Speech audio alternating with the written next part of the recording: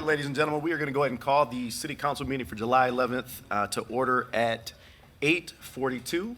With that being said, Clerk, would you please take the roll? Certainly. Councilmember Brown. Here. Councilmember Daniels. Present. Councilmember Garza. I'm here. Councilmember Hussein. Here. Councilmember Jackson.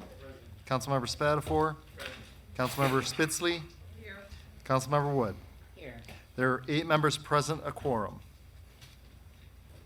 And we are to the meditation and Pledge of Allegiance. All right. Council members or Mayor Shore, do we have anybody that we need to remember tonight during our moment of meditation? Seeing none, I'm going to ask that folks rise for a moment of meditation, followed by the Pledge of Allegiance.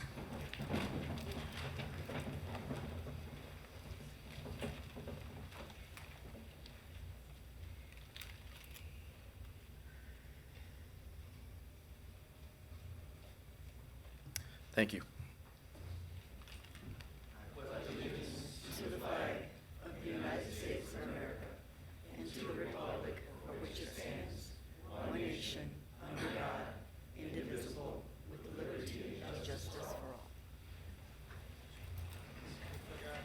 You have for your approval the council proceedings of June 13th and June 27th.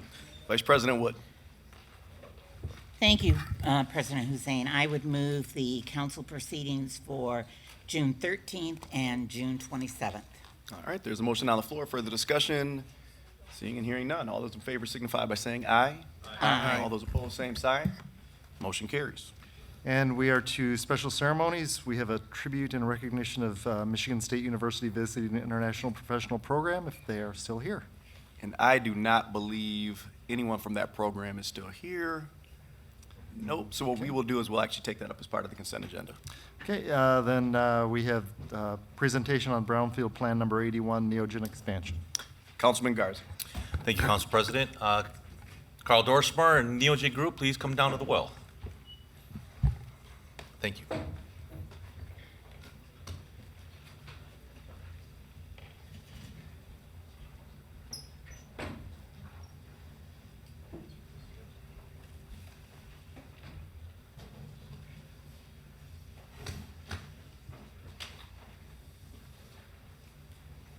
All right, we appreciate each of you being here. Carl, I would assume that you're going to get us started as well as introduce the team that you have in place.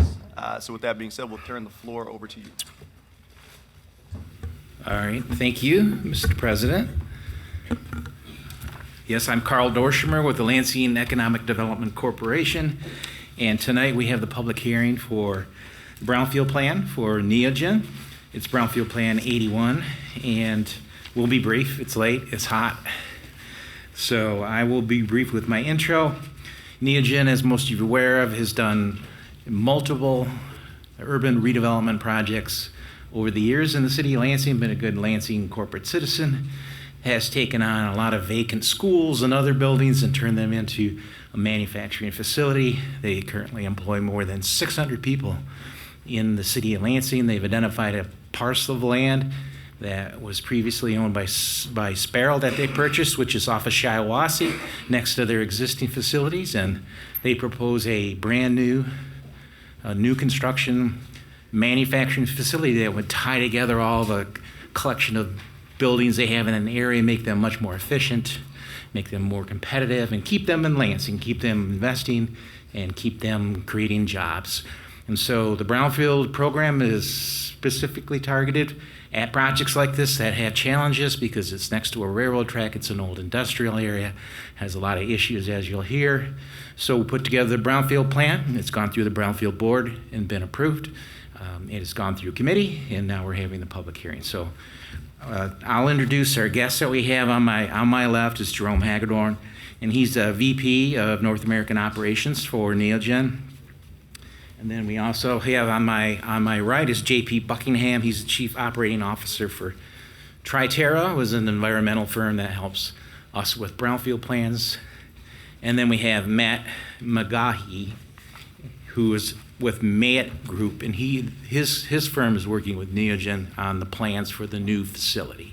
So I'll turn it over to Jerome and JP and Matt will present first the project, just briefly, the project, and then hit a couple highlights of the Brownfield Plan, and then we'll answer questions. So Jerome, would you please kick it off? Yep. And certainly want to say thanks, Carl. Appreciate Carl's support through the process. A lot of the overview of the project is included in the Brownfield Plan, but we certainly appreciate the opportunity to be in front of council for consideration of the Brownfield Plan. As Carl said, Neogen has a long history within Lansing proper. One of the exciting parts of having this project come this year, Lansing is also, or Neogen is celebrating its 40th year anniversary, and this would be a great expansion project for us along with that milestone celebration, and continue our relationship with the city of Lansing, our relationship as being a good community advocate and partnership, not just with the Lansing area, but the Lansing downtown area. A lot of our facilities are located in Lansing proper. We're very proud of that, and this is an opportunity working with Sparrow, and Sparrow had identified we were landlocked. They had a lot there that was an overflow parking, and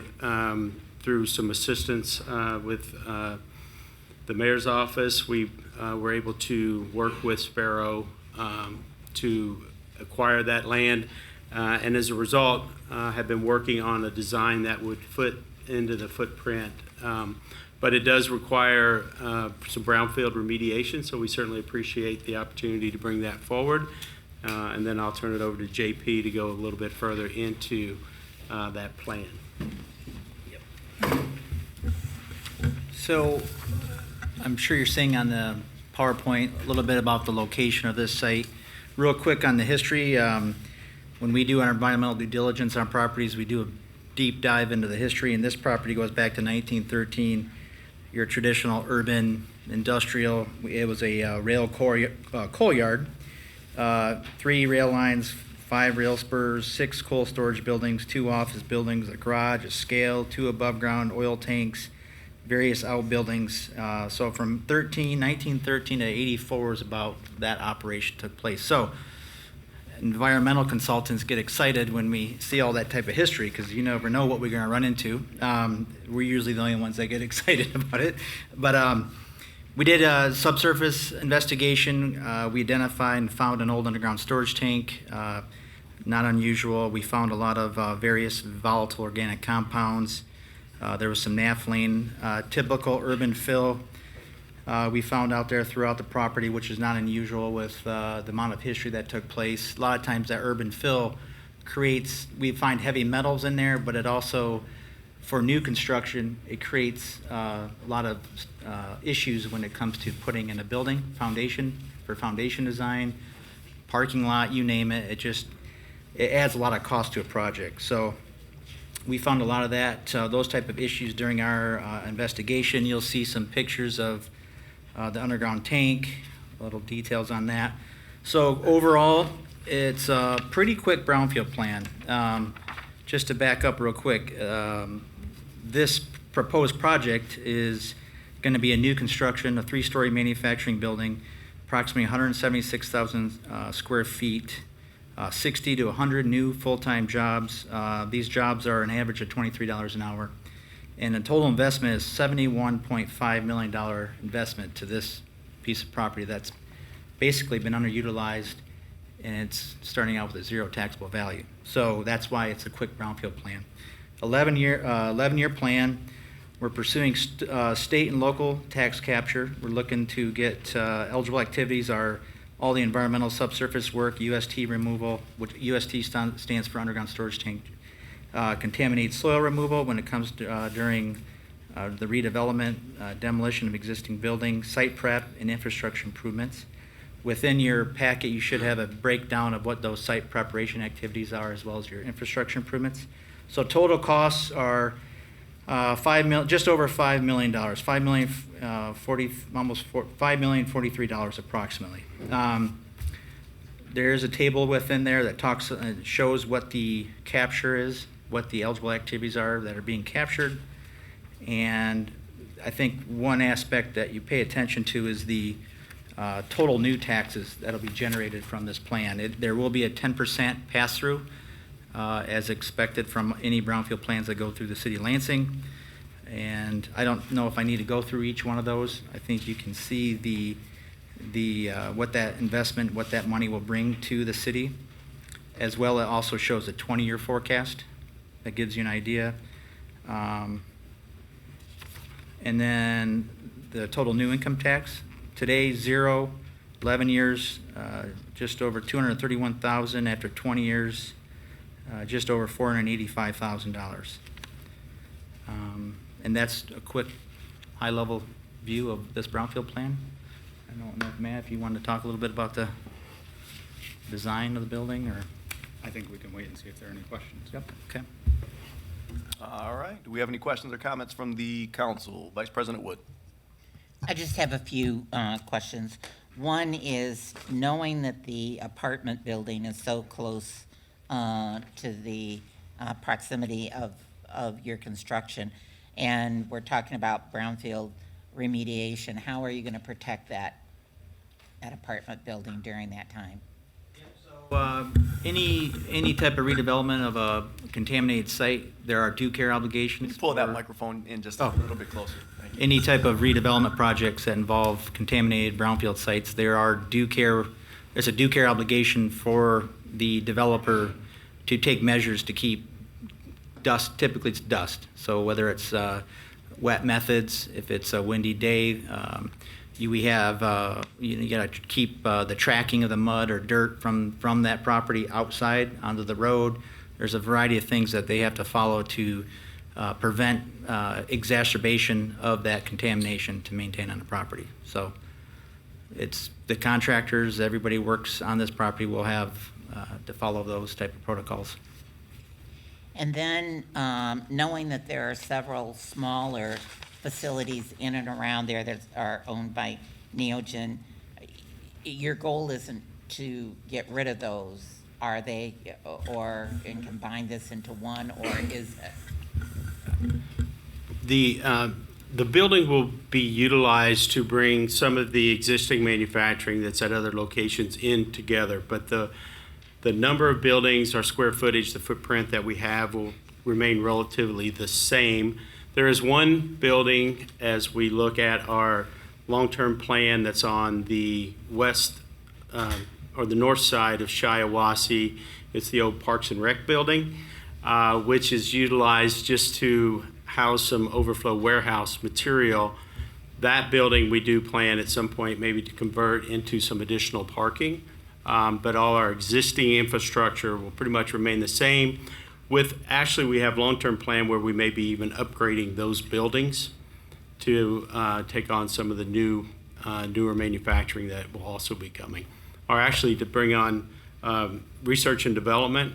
As we grow and we move our manufacturing in, there's also the need to continue to develop our research and development infrastructure. They will be taking on some of the space that we're going to be vacating. We'll be reinvesting in those buildings to accommodate research and development growth.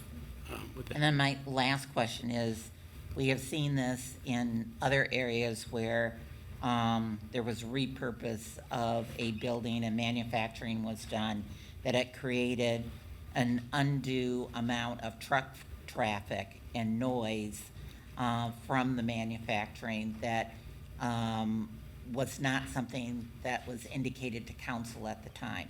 So my question to you is, what type of manufacturing will it create additional, the potential of additional noise in the neighborhood, and will it increase the truck traffic? Okay. The type of manufacturing that we're looking to bring in is right in line with our current portfolio of products that we have. As you know, Neogen, 3 divisions. One is Food Safety Division, headquartered, located in Lansing. Our Animal Safety Division, which is located in Lexington, Kentucky. And then we have a Genomics Division in Lincoln, Nebraska. So our products here are mycotoxin, microbial test kits. So this process will be very similar. The difference that we are looking at, one of the processes that we will be relocating from a South Dakota location, bringing into the Lansing area, starts with a large paper pulp process. And then through a slitting, we come down to a small square, which is a Petri film process, which does a very similar test to one of our products. So the manufacturing process will be very same. A lot of the same solutions that we're using now will be very similar ongoing. We have conducted a review of the traffic, our current traffic for our warehouse, and we think that what this building is going to allow us to do is to really optimize our truck traffic in the area, because our current warehouse, that traffic comes in either off of Pennsylvania or Michigan from Jerome Avenue or onto Hosmer, which are two very small suburban roads not really set up for truck traffic.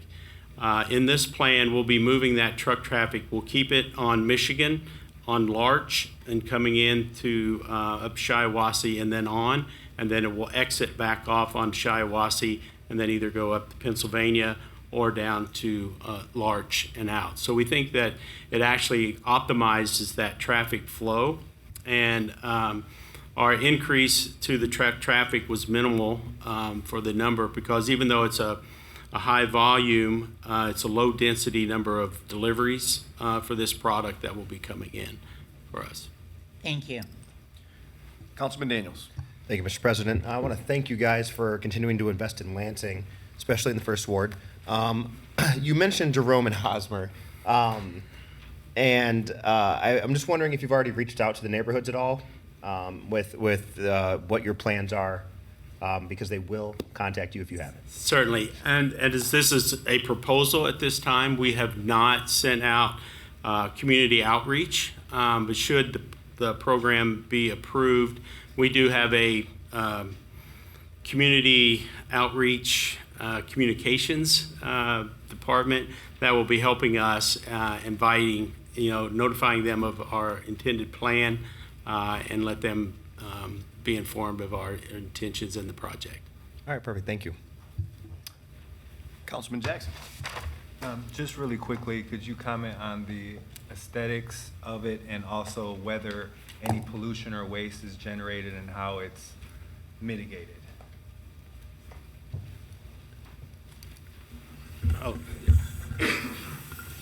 Yes, so as far as the aesthetics, we're currently in design, and we're working with the city zoning and building department to make sure that we're in coordination with all the zoning requirements. So this Shiawassee Street elevation is intended to meet the requirements of the current form-based code. It'll be a mixture of masonry, curtain wall, glazing, metal panels, and kind of integrating a little bit of the aesthetics of the existing buildings that are there, but also with a more modern aesthetic. But so we are working through that process. We're in the first stage of site plan review to make sure that we're meeting all the requirements there for openness and heights and all those things. So we are working through that right now, and it's not finalized, but as we take those comments, we'll obviously incorporate it into things. As far as the exhausting of any of the materials and things from inside the building, we've got a specialty consultant on board right now to work through that process as well as we develop all those plans. So all of that is intended to be incorporated into the design, but it's still in process at the moment. Thank you. I had to get a question from my neighbor, so for him to answer, but I also wanted to know, so it's 2 for 2. Thank you. All right. Are there other questions or comments? Seeing none, we appreciate each of you being here, and as the public hearing is tonight, we certainly hope you stick around and listen. Thank you. Okay, and we are to comments by council members and the city clerk. Council members, Councilmember Garza, and then Councilmember Daniels. Thank you, Council President. I just want to thank all the volunteers, all the different organizations that's helped out over this last weekend. I didn't have my traditional contact meeting. We did a day of service in South Lansing. We weeded and planted all the 9 flower planters that are on Cedar Street. So if you know where they're on Kavanaugh up to like the AutoZone. They're about 4 foot by 4 foot. About $1,000 worth of plants and flowers went into those this weekend, and it was a tremendous effort by the community to beautify South Lansing. So I just want to say thanks to everybody that was involved. All right, we have Councilman Daniels and then Councilman Brown.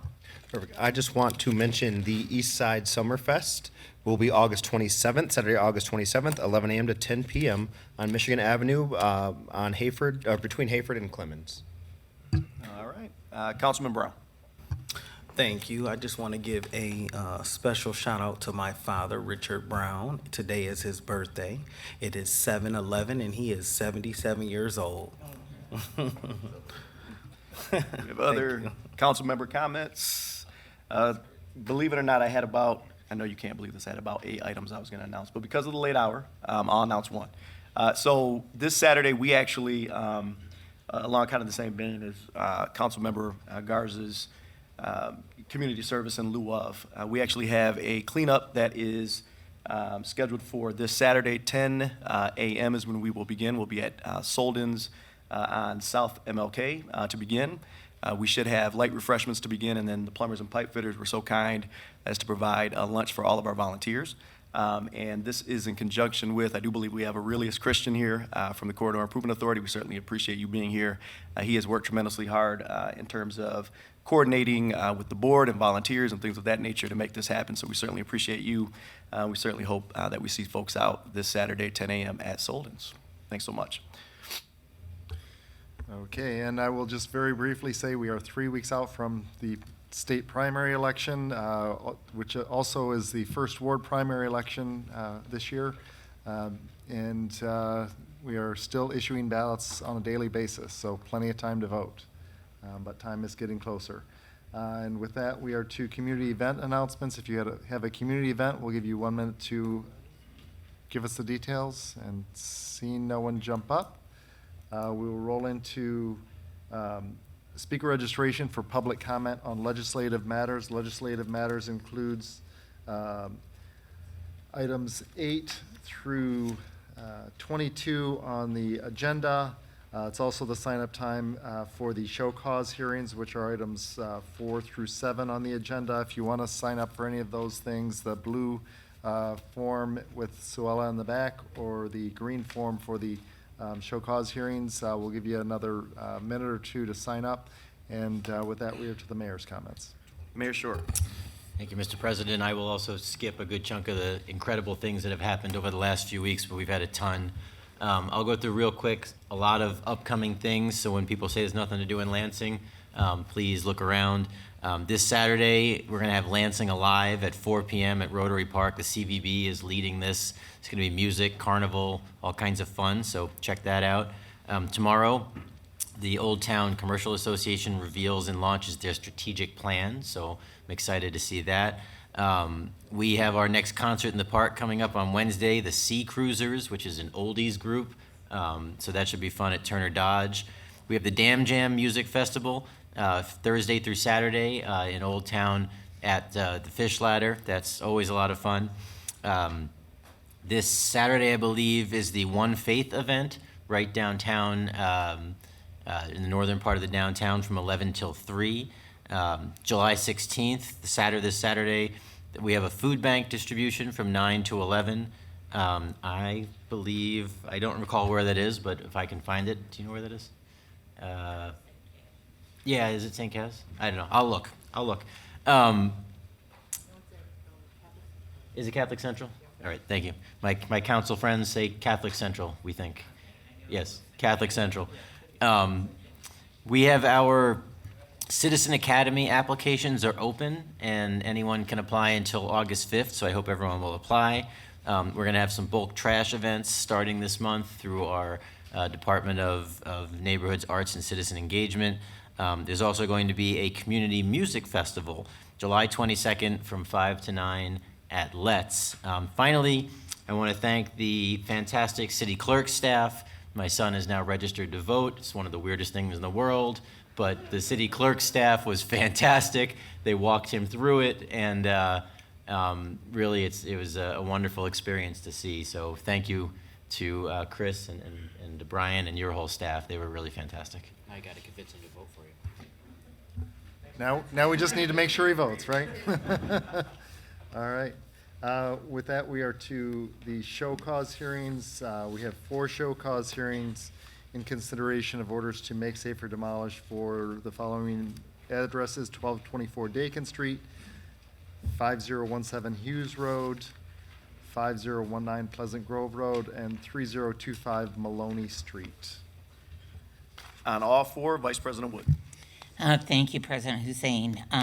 The first one at 1224 Dakin, and I'll preface that with each one of these, there have been no permits pulled, and we have not heard from any of the claimants as part of that. 1224 Dakin, the value of the property is $29,800. It was red tagged on 5/20/2020, and the estimated repairs for that building are $63,974. The next one is on 1017 Hughes. The SEV value is $33,400. The estimated repairs for that building would be $74,991.11, and that was red tagged on 4/11/2016. The next one is 1019 Pleasant Grove. The SEV value of this property is $39,600. This was tagged on 2/15/2019. The estimated value of repairs was $79,170. And in 2019, they did pull a furnace and water heater permit, but that has since lapsed. Lastly, we have 3025 Mahoney. That property SEV value is $52,500. The red tagged was originally July 15th, 2021. The estimated value of repairs are $89,900. Okay, and we have no one signed in to speak on any of the show cause hearings. So onto the referral of items 4 through 7, the show cause hearings. Public Safety. And we are to public comment on legislative matters. We have 4 public hearings that are part of that, in addition to the items 12 through 22. And the 4 hearings are item 8, a noise special permit for Pennsylvania Avenue reconstruction. Item 9, special assessment for snow and ice removal. Item 10, Brownfield Plan number 81, Neogen expansion. And item 11, waste haulers, licensing of waste haulers ordinance. All right, on items 8, 9, and 11, Councilwoman Spitzley. Thank you, Mr. President. The first one we have before us is a consideration of a noise special permit to request to allow for construction on Pennsylvania Avenue on Saturdays from 8 a.m. till 5 p.m. until November 30th, 2020 in the area of Pennsylvania Avenue right-of-way between Mount Hope and Healthcare Court. Now, that's already been blocked off, and they're already doing construction at this point, but they wanted to have the flexibility to also do construction on Saturdays from 8 to 5 p.m. They did provide notice to the neighborhood of that, of the proposed construction, and they're required to complete the project within the 2022 construction season, which ends approximately mid-November. And so they've had some supply chain issues and issues with getting materials, and so they had to start a little later. And that's why they've requested the waiver, noise waiver for construction on Saturdays, so that they can get the project completed during this construction season. Okay, and we already got the briefing on the Brownfield Plan, so we will move to the public comment. Very quickly, Oh, did you want to sorry. speak to the other two? Do I, items? I was Oh, I'm gonna say, sorry. do I need to speak to the, I'm sorry. What we have before us already, again, I apologize, is consideration of a special assessment for snow and ice removal. This is the list where we have the list of folks who will be assessed fees for snow and ice removal that's been performed. Usually, the ordinance says you have to shovel within 24 hours, I think it's 24 hours. If not, public service, or we have a contractor come out and clear the walk for you, and then you are then turned around and you are charged, and it is assessed against your property tax. And so what we have here in consideration is the special assessment for snow and ice removal for winter 2021 and 2022. The next thing we have, and do I move the substitution? Okay. All right, thank you. The next thing we have is a consideration of an ordinance to amend Chapter 1060, which is the licensing of waste haulers. And what that's been worked on for a while. The administration brought this forward in an effort to try to track the amount of waste and initially the routes of the licensed waste haulers to help them get a handle on recycling habits and trends. So with those are the three that I have. Thank you. Thank you. Thank you, and I apologize for jumping in there. So again, we did already hear about Brownfield Plan number 81. And I also do want to mention that although the public may comment on it, item number 22 did not come out of the committee of the whole, so it will not be considered tonight when council gets to action. Members of the public, we have Andros, followed by Charles Hauser. I think first we have public event announcements. We already did that and no one got up. Really? So, Okay.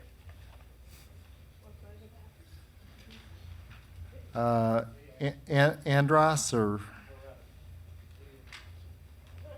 Nope, okay. Charles Hauser, followed by Elaine Fishoff. You have 3 minutes. All right. Thank you. Good evening, council members, President Hussein, Vice President Wood, and the rest of the council. Thank you for listening to me tonight, as well as thank you for the Committee on City Operations, Chair Spitzley. I know I've been in this building a lot in the past couple months, specifically on this ordinance. As you're aware, when this first came out, we were the only company, I'm here on behalf of Granger Waste Services. We were the only company who is actually a licensed waste hauler within the city. So this is very important to us. And as mentioned, we are now on draft 4. So thank you for your time and efforts and kind of working with us to make this a little bit more palatable. I know this was kind of pushed out so that we could get to the next public hearing. And I did still have some more issues, and I'm happy to go ahead and share those today at this time. If you go down to line number 23, I have 2 remaining issues. One issue is curbside collection schedule. As mentioned, Councilwoman Spitzley said that originally there was specific routing in there, and that was a concern as a business, a private business, that this information would be public, which would allow competitors to understand where our routing is and who our customers are. I just would like to understand clarification that curbside collection schedule will not have anything that is specific. We are happy to provide, we're in the city on Tuesday and Thursday, but we would ask that there is nothing where we have to provide exactly where we are on those days in terms of our competition and this being public information. The second and final issue is the wording that follows curbside collection schedule if applicable. This wording is "and such other information as to enable the city to determine whether the applicant, and it goes on to say, will be licensed. That and any type of policy is very concerning to us as a company. The reason being is that basically gives the city any option to look for any kind of information at any time that they would like to in order for us to be approved for an application. That is concerning, and with anyone who works in policy, you know, you don't want to leave the open ends like that. You would like it to be a bit more specific. So those are my concerns at this time. Again, thank you for your time spending your nights with us and listening to my continued concerns. I yield the rest of my time. Thank you. Okay, thank you. Next, we have Elaine Fishoff, followed by Harold Lehman. Good evening. My name is Elaine Fishoff. I live in Ward 2. I believe that part of your packet is a letter that I wrote to this council, and President Hussein said he would include it in your packet. That lays out specifically my proposed objections to the Board of Rules of Administrative Procedure for the Lansing Board of Water. Elaine, can I stop you just for a minute? So actually, so that is not actually up for referral tonight, or it's not, and I should say, a packet. What I told you is that when we took that up, we're gonna actually refer those rules to committee, and so when we actually do that, what we'll do is we'll make sure that your letter is part of that packet. Okay, and so you're not going to be. No. That is not a legislative Then matter tonight. I will. So I apologize. I don't have to Yep. go forward, except to say, I'm curious as to why Granger thinks that, on item 11 on the ordinance, why Granger is concerned about competitors knowing their routes. They have very clearly identified barrels that show everybody where they're stopping. So I don't think there should be a change in that ordinance. Thank you. Thank you. And next, we have Harold Lehman, followed by Larry Hutchinson. Thank you, City Council and Mayor. As a council member for 12 years, representing the First Ward from 1996 to 07, Neogen has always been a great neighbor. I would hope the vote will be 8-0. Could you imagine if Neogen wasn't over there right now? We have a park, Oak Park. We have probably challenges regarding neighborhood organization levels because people have passed away. The park itself needs to be cleaned up. I was just over there 2 days ago walking through there. We need to do more maintenance of these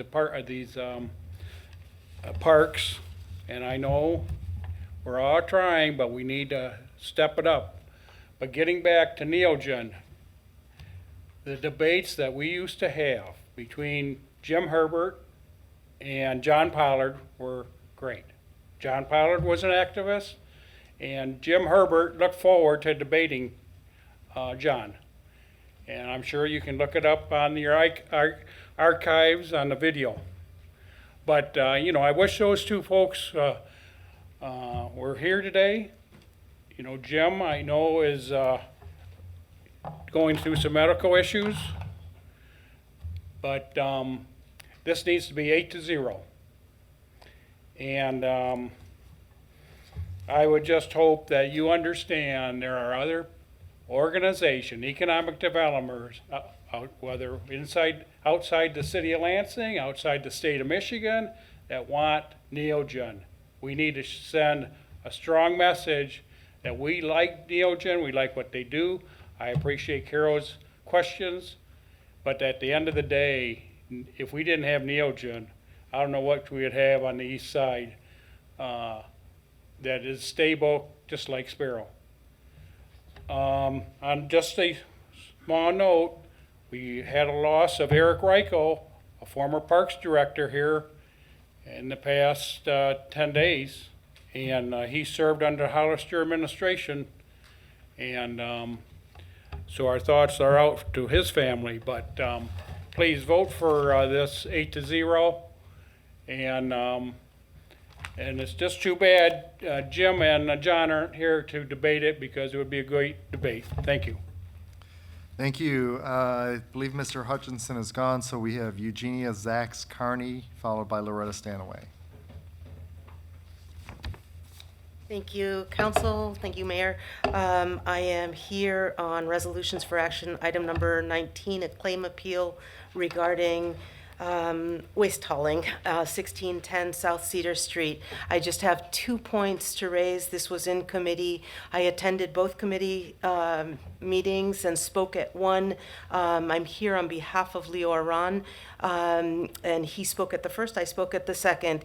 In the meantime, we also put in a FOIA request with 2 parts to it. One is attempting to find the license number that goes with Eric's Refuse. I could not reach Eric Crutcher at all. There's a phone number that's listed online, but there's no response for months. There are 2 or 3 addresses for Eric's Refuse. Again, no response to any attempts to contact. In the packet that was presented at committee, and there's no license that's published on the Lansing website for Eric's Refuse. In the committee, I received a package. That package contained a couple of photographs. It showed the debris that was left in a carport behind the apartment that we were doing a rehab on. That debris consisted of new materials, wood that was stacked to the side, and it also consisted of some drywall pieces that were still being used for the rehab. We received the citation. We moved the materials a little bit more organized against the wall of the carport. It was then there was a photograph of the actual materials in the pickup truck that was provided by Eric's Refuse. And there is no way that that is 11 cubic yards. There was a request for proposal that was submitted for 3 cubic yards and approved for 3 cubic yards, but it was billed at 11 cubic yards. Hence, we're looking at a $1,010 fee for something that I think is excessive. So my points are just twofold. One is the licensing issue of the waste hauler itself, and the second is just a weights and measurement dispute. And I yield the rest of my time. Thank you. Thank you. And next we have Loretta Stanaway, followed by Linda Appling. Well, just a quick recap then for the actual council meeting. The $175 million millage issue, I believe, is just too much. I think you need to look seriously first at settling on a location, and I think that location needs to be the Armory, and then that takes away the considerations of, well, if we, negotiate a price with somebody, they're going to inflate it because they know the city wants that site. So just settle on the Armory and be done with it. We own it. It's sufficient. It's big enough. It's strong enough. It's armored. So settle on their Armory and then start working on designing a plan that can be expanded and done in stages. Do the police and jail first, do the court second, do the fire and training center last, and bring it down to a project that can be done in a 20-year bond and $125 million. And you might find you'll get it passed. As it stands currently, I don't think you have a snowball's chance. Thank you. Thank you. And our final speaker for this portion is Linda Appling.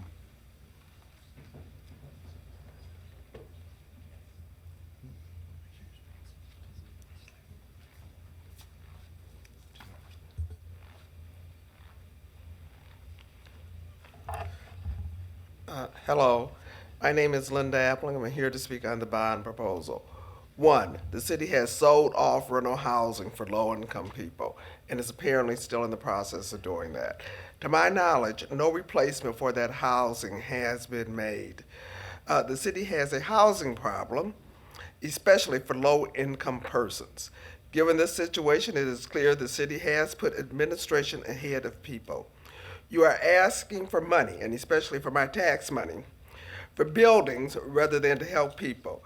People need a place to live, and I would be very reluctant to vote for any such proposal that did not include a place for people to live. Secondly, I would like to point out that the city continues its refusal to accept mail dates as the date in terms of having received taxes. I find this repulsive. The federal government does that, and so does the state of Michigan. Why the city does it, I have no idea. And the third issue I'd like to put just came up, Potter Park. Why in the world would the city put in its budget money for Potter Park? I live in Eaton County. I don't get treated like the people that live in Ingham County in the city of Lansing. So you're in essence forcing me to support an organization that I cannot get any benefit from. Thank you. And I would also indicate that we received several written appeals of the snow assessment that will be made part of the public hearing record and have already been provided to council staff. And with that, for the referral of the public hearings, number 8, the noise special permit. City operations. Number 9, the special assessment. City operations. Number 10, the Brownfield Plan. Development and planning. And number 11, the waste haulers ordinance. City operations. And we are now to ordinances for passage. We have an ordinance of the City of Lansing, Michigan to amend the Lansing Codified Ordinances by amending Chapter 1460, Section 1 in the International Property Maintenance Code adopted by reference to provide for issuance of trash, weed, and grass violation notices and compliance orders, and that uncorrected violations are nuisances, and to provide an appeals process, and to permit the city to abate uncorrected violations and recover costs, is read a second time by its title. The ordinance was reported from the Committee on Public Safety and is on the order of immediate passage. Vice President Wood.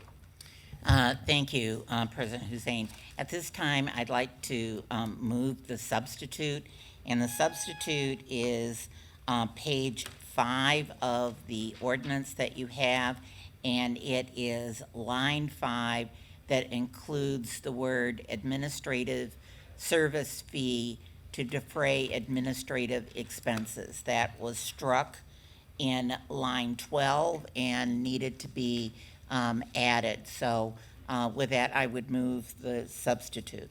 Sure. On the adoption of the substitute, is there questions or comments? Seeing none. All those in favor signify by saying aye. Aye. All those opposed, same sign. Motion carries. President Hussein and council members, this has been an issue for some time, dealing with how to abate nuisances in backyards. And normally what has to be done in order to abate that is that we have to get a court order to be able to go into the backyard to abate those issues. In the first ward, there was a number of concerns about a property that they were dealing with, that law was dealing with. It was recommended by law to the first ward council member that they put together an ordinance that would allow for us to be able to go forward and abate nuisances in backyards. So the ordinance before you allows for that to happen. One of the things that it also changes is that the code compliance officer for grass and weeds can, if you do not believe that there is an issue when you receive a notice, you can go to the code office manager and they can look at your appeal and decide to whether to approve it or deny it. We had asked that we have some language in the ordinance that would report back to council on when these abatements were issued so that we could get an idea of what that would be.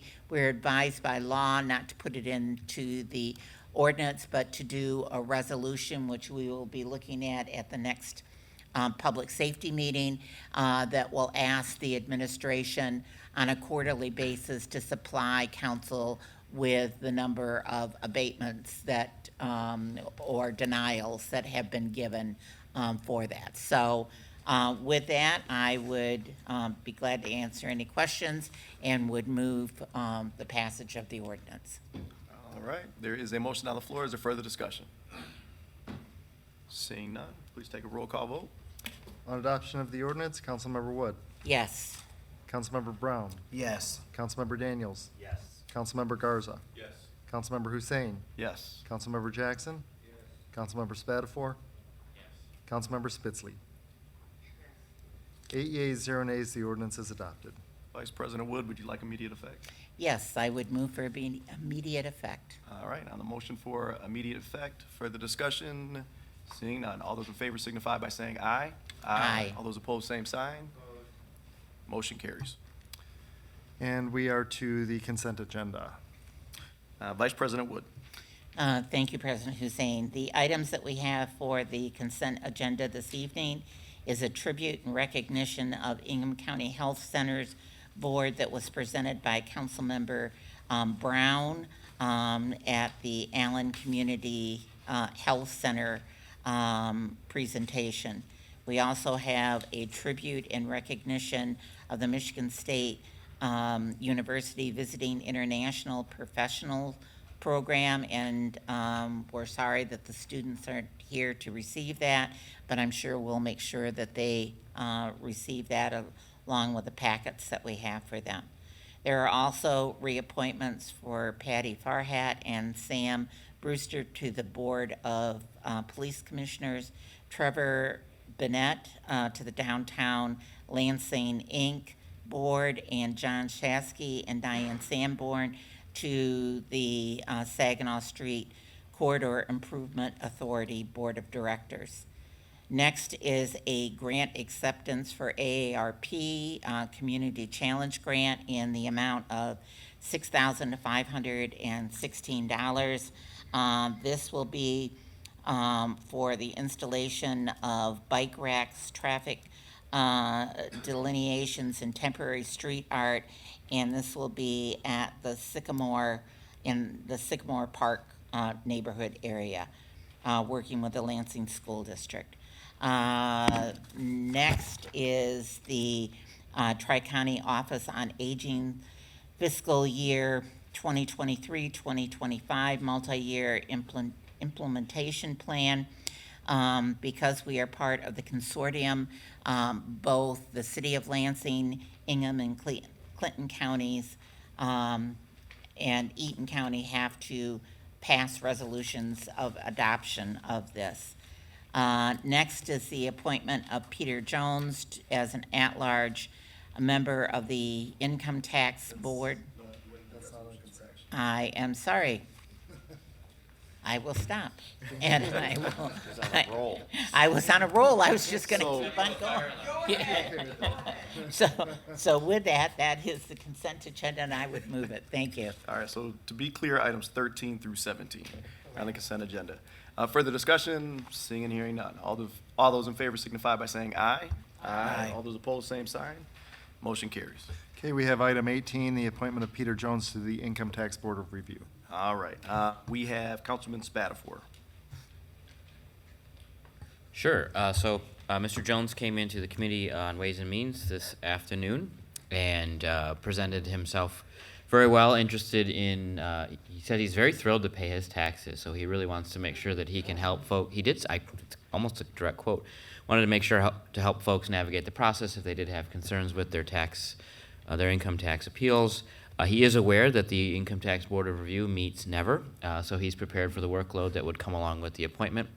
But with that, I would move the resolution. All right, there's a motion on the floor for the discussion.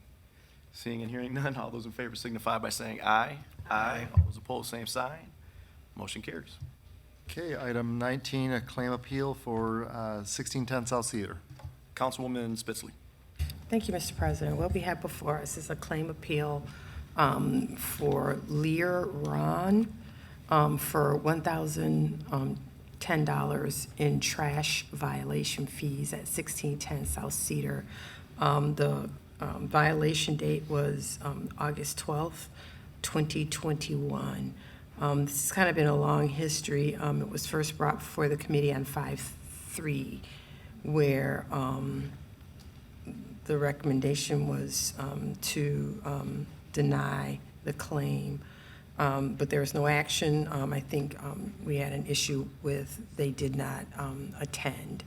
As you can see on the things, the materials were in a garage area, but and we questioned why the material was taken out of a garage area, and we were told that if they can see it, they'll take it, even though it was in a garage area without garage. So we met again on May 9th, and there was no action was sent back to committee because at that time it was shared with us that the trash hauler was not licensed. And so it was brought back to city operations on June 7th.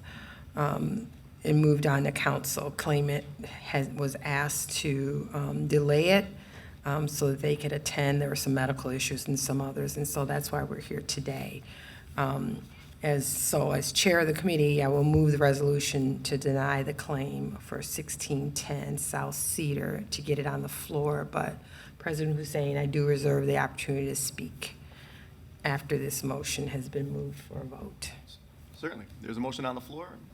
Further discussion, Councilwoman Spitzley. So I will not be approving this. I will not be supporting this denial of the claim.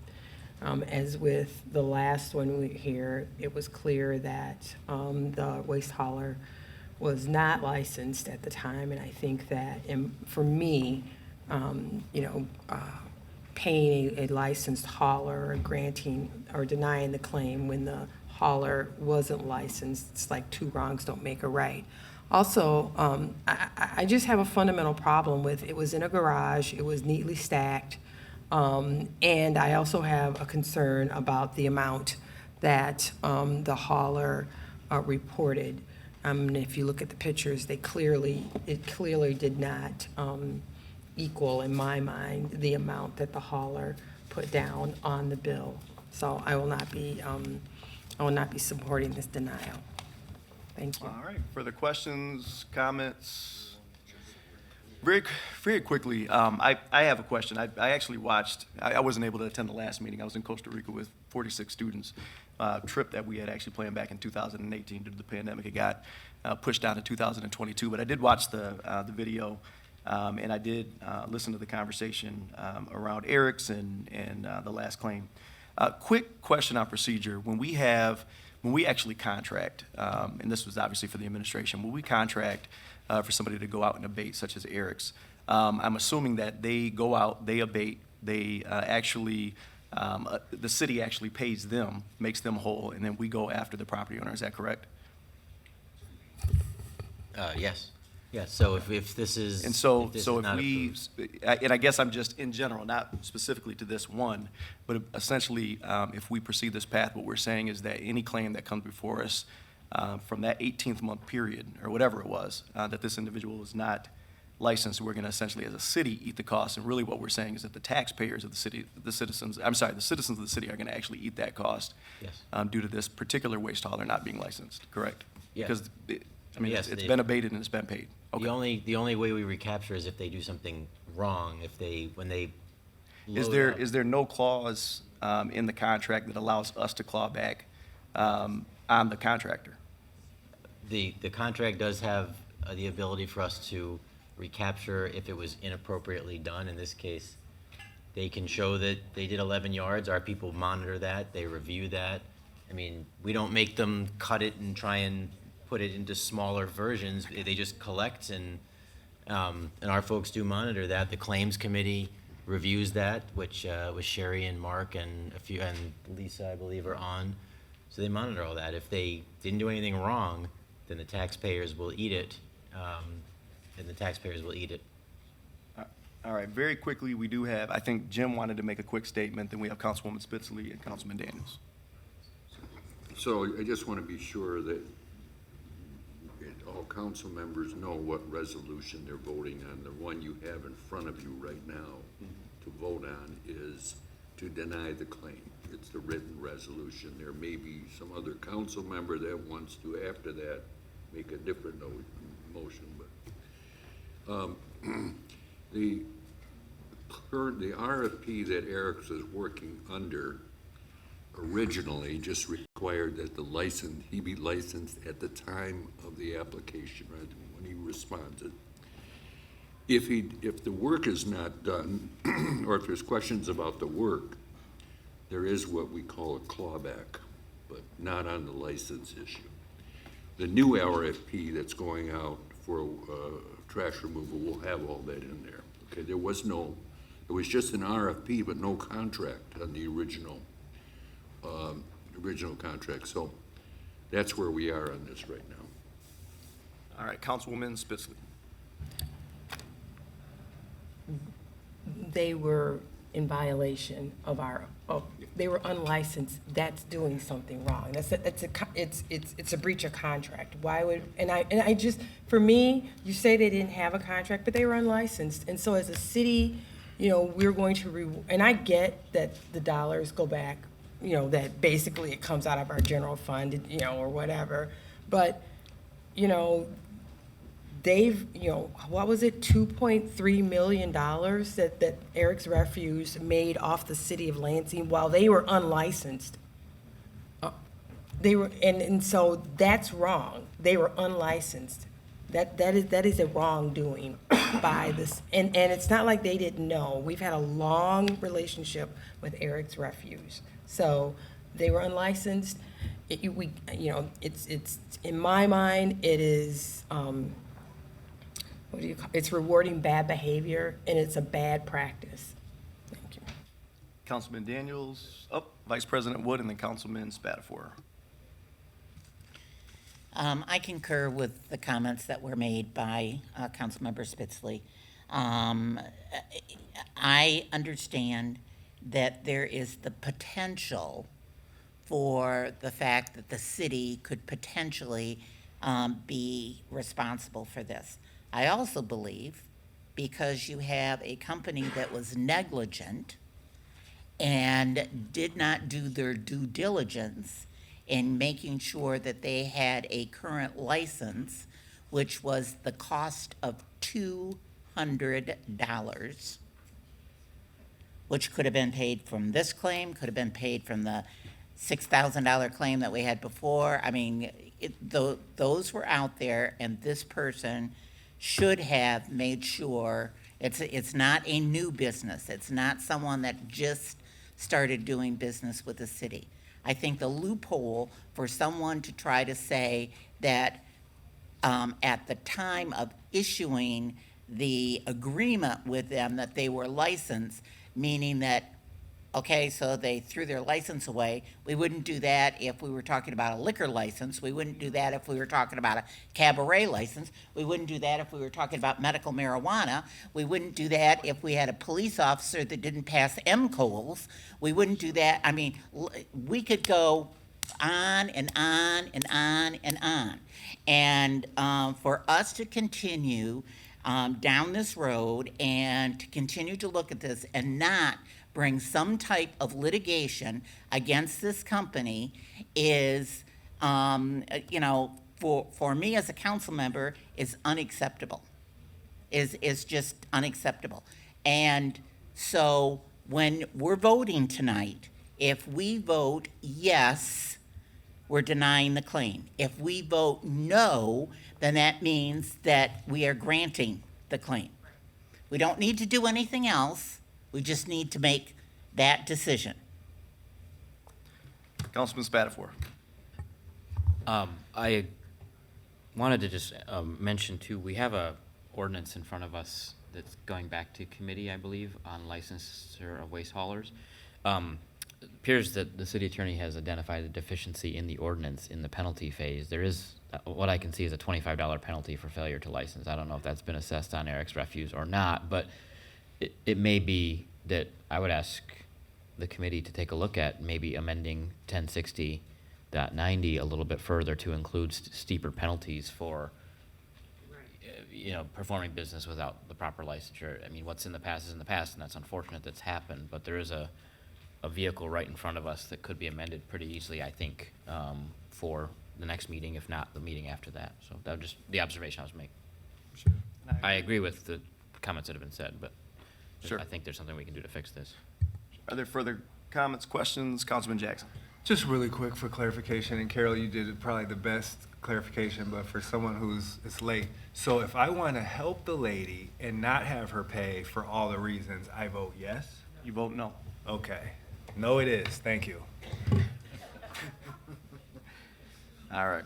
And I certainly appreciate the comments. I will be voting to support the resolution. And just very quickly, we have a city attorney's opinion that the city council is essentially not liable.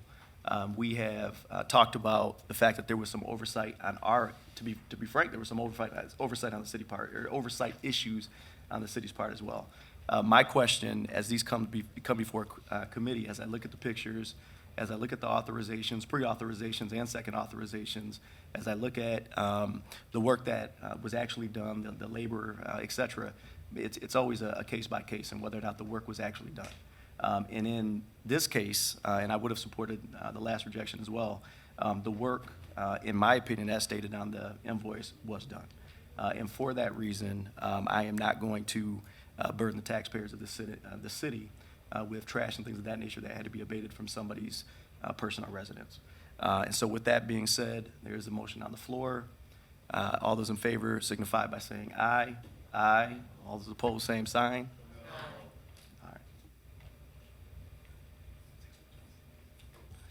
All right. That motion fails, so we are to item 20, setting a public hearing for the support grant. All right, we have Mr. Spatafor.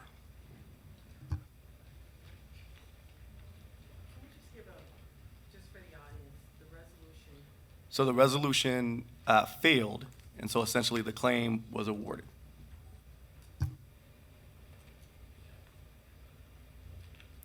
Yes, so we have before us a public hearing for an MEDC CDBG grant for the City of Lansing. The grant is sitting in committee of the whole. Let me pull up the details of it real quick. But the hearing is for July 25th at 7 p.m.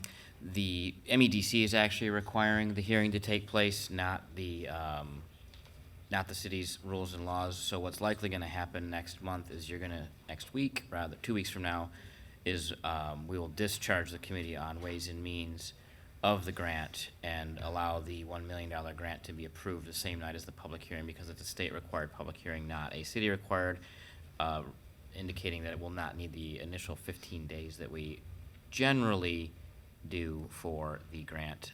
This is MEDC Small Business Support Grant in the amount of $150,000 for personnel and small business support at $850,000. There is no city match required. This has been pending for several months because there was some debate, confusion about whether or not a public hearing was necessary. So it is necessary, and so this $1 million would come from the Michigan Economic Development Corporation, and this hearing would be set for the 25th of July at 7 p.m. to accept and appropriate those funds. And I will add that we did receive quite a bit of other small business assistance as well, so that this will add to that nicely. And I would move the resolution. All right, there's a resolution on the floor. Further discussion? Seeing and hearing none. All those in favor signify by saying aye. Aye. All those opposed, same sign. Motion carries. And item 21, the Board of Water and Light Agreement. Vice President Wood. Thank you. Every couple of years, we look at the payment in lieu of taxes that we receive from the Board of Water and Light. It's something that is negotiated with the mayor's office and the Board of Water and Light. For many years, we received a percentage of the return on the gross amount that was collected through the board. It's our return on equity agreement. For the last couple of years, we had a dollar figure that was actually written into the resolution that we would receive. Since then, the mayor's office and the board negotiated a amendment number 6 that would have a percentage again for the return on equity. It passed the Board of Water and Light and is now before council. This has already been added into our budget proposals, and the payments would be quarterly instead of twice a year. So also, when we look at the revenues that we receive, this is one of the top 2 or 3 that we receive. So with that, I would move the passage of the agreement with the Board of Water and Light for return on equity. All right, there's a motion on the floor. Further discussion? Seeing none, all those in favor say aye. Aye. All those opposed say nay. Okay, we are to speaker registration for public comment on city government-related matters. That's the yellow sheet in the back. For those of you who have stuck with us all this time, I appreciate it. And while we're giving you a last minute or so to sign up, we will move on to reports of city officers, boards, and commissions. Vice President Wood. Thank you, President Hussein. At this time, I would move that all items be considered as being read in full and that the proper referrals be made by you, Mr. President. All right, there's a motion on the floor. Further discussion? Seeing none, all those in favor say aye. Aye. All those opposed, same sign. Motion carries. Okay, we have items from the clerk, minutes of boards and commissions. Place on file. Board of Water and Light Annual Report. Committee of the Whole. Board of Water and Light Rules of Procedure. Committee of the Whole. Executive Directive from the Mayor on reproductive health care. Place on file. Items from the Mayor, payment in lieu of taxes for Walter French, 2 items. DMP. Reappointment of Samara Morgan to the Board of Public Service. City Operations. Reappointment of Cassandra Nelson to the Historic District Commission. Development and Planning. And the appointment of Eric Schertzing to the Board of Review. Committee of the Whole. Communications and petitions, an affidavit of disclosure from Terry Cannon of the Department of Economic Development and Planning. Ethics Board. And we're to remarks by council members. Council members? Seeing none. Remarks by the mayor. Mayor Shore. All right, then we are to public comment on city government-related matters. First, we have Heidi Free, followed by Jeff Wood.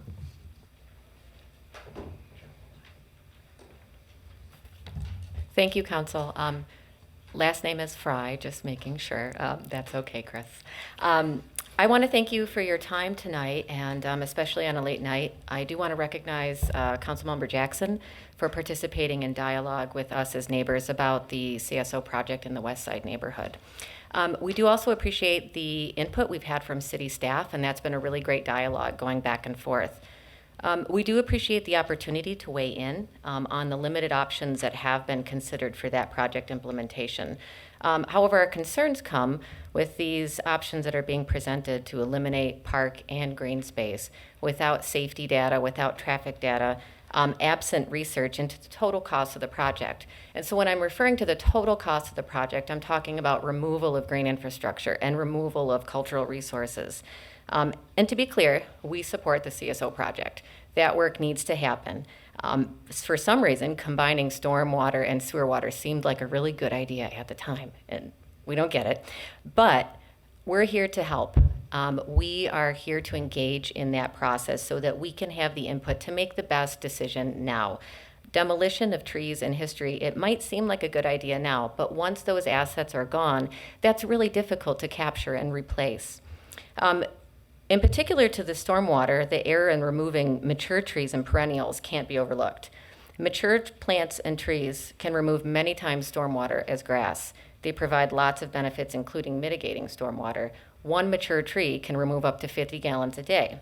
So removal of these trees is really short-sighted. Studies show that green space actually, over time, can pay for themselves when they're retained.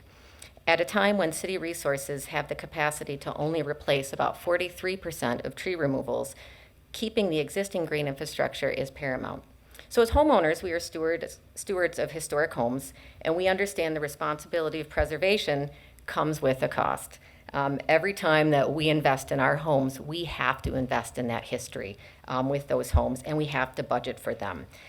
These park and green spaces actually increase the property values and increase tax revenue for the city. So we understand that designing and working around these historic features that are attractive historic elements do cost more. But as residents, we've watched creativity and ingenuity go into assets in the Stadium District, in Rio Town, and for facade improvements. We're hopeful that we can work with the city and work together as your allies to create the best project that we can that will retain the history and the trees within our neighborhood for the betterment of the city. So we're asking the city to do their due diligence, to look into that retention, and to engage more with forestry so that they can be involved in that retention of green infrastructure. So thank you. Thank you. And next we have Jeff Wood, followed by Jackie Payne.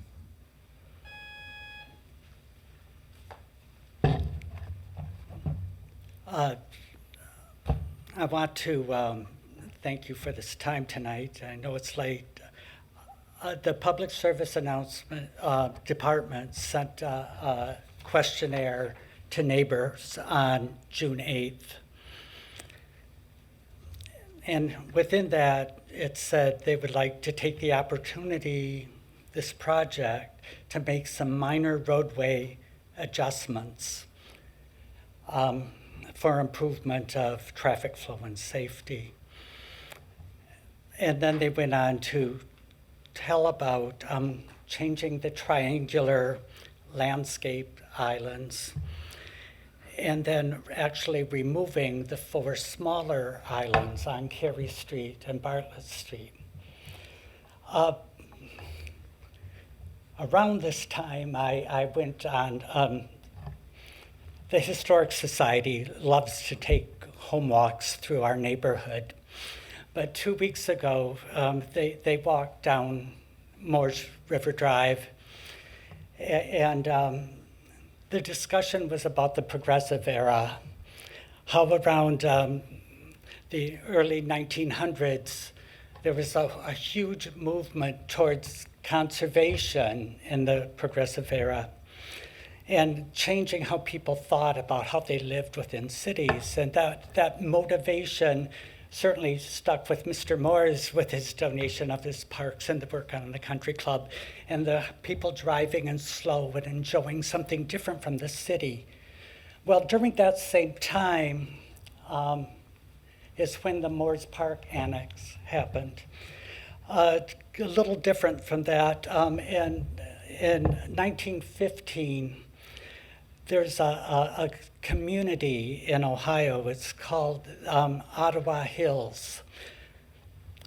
And even today, it's one of the most popular places to live in Ohio. It is organic in the curving streets. There were small gardens, parks within and areas for communities to come together. And so when the Standard Realty Company, they got the land that was in the city that was our fairgrounds, our carnival grounds, the only virgin space left within this circle of the city.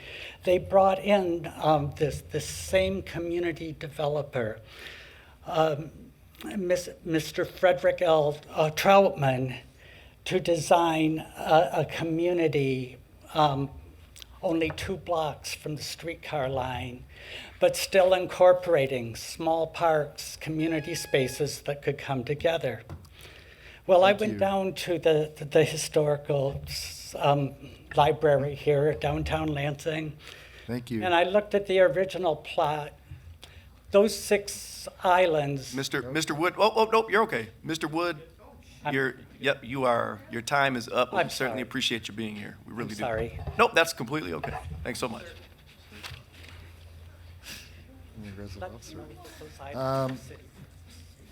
Next we have Jackie Payne, followed by Sheila Contreras. I'm getting there. I'm getting there. All right. Just to follow up on what Jeff was saying. I'm Jackie Payne. I live in that neighborhood. I have lived there for 45 years this August. I bought my house in 1977 as a single mother. and I've lived there ever since. Jeff wanted me to finish up his remarks, each of those islands is actually a park. It was designated as a park when it was originally laid out. I'm here just to talk about one of those triangles. I live where Cary Street comes into South Genesee and it goes like that, whoops, and South Genesee goes like that. So it forms kind of a curving little triangle. That's my triangle. I've been taking care of it for more than 10 years. When my late husband was alive, we said, okay, it's our turn, and we took it over, and we planted tulips and daffodils and peonies and bleeding hearts and all kinds of things.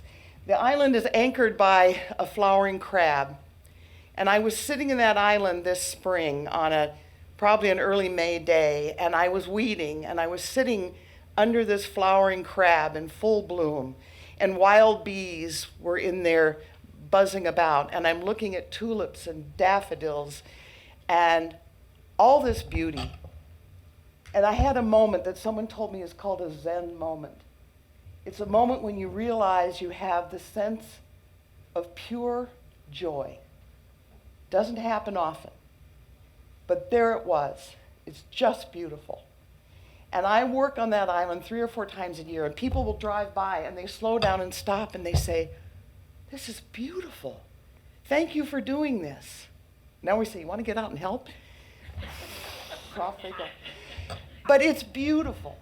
And I don't think it's a coincidence that our neighborhood has is the safest neighborhood in Lansing, the lowest crime rates in Lansing. It's not a coincidence. It's because it's beautiful. It's peaceful. It's where you can really live with your kids and your neighbors. Not that the rest of Lansing isn't okay, it is.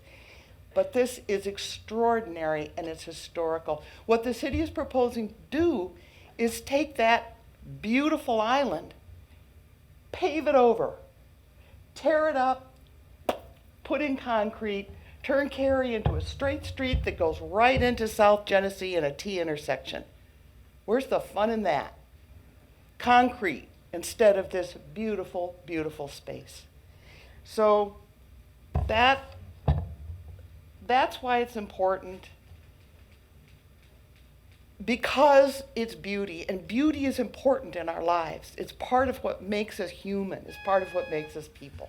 Thank you. Thank you. And next we have Sheila Contreras, followed by Deborah Mulcahy. Okay, Deborah Mulcahy, and then Michael Moravsky.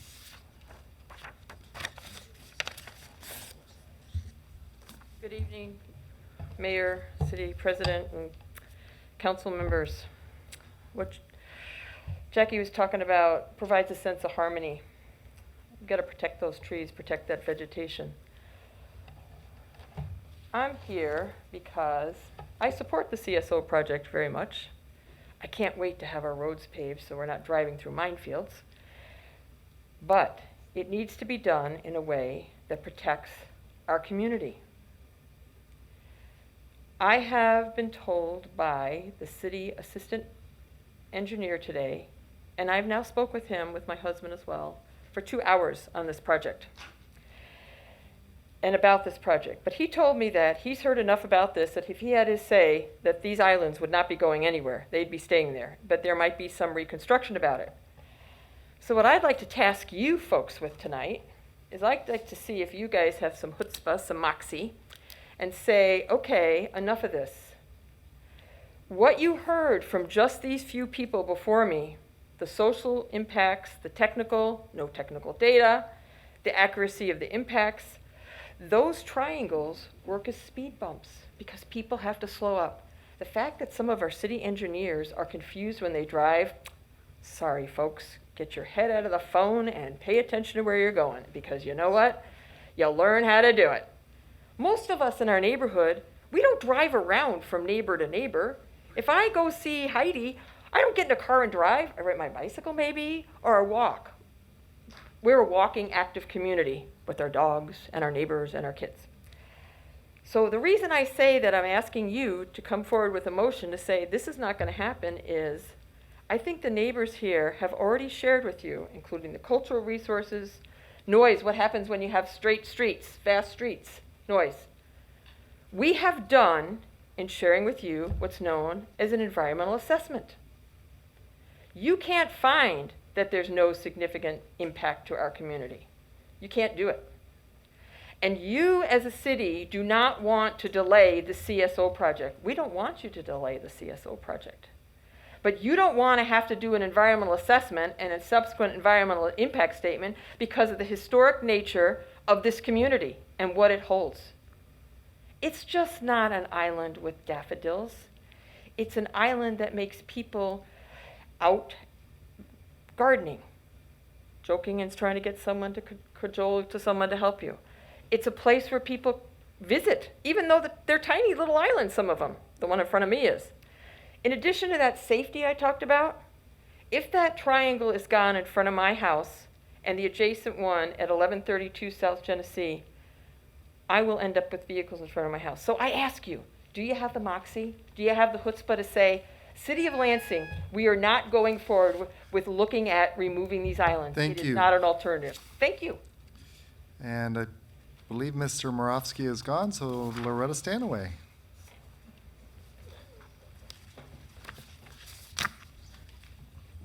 Well, I'll start with the community event announcement that I somehow missed.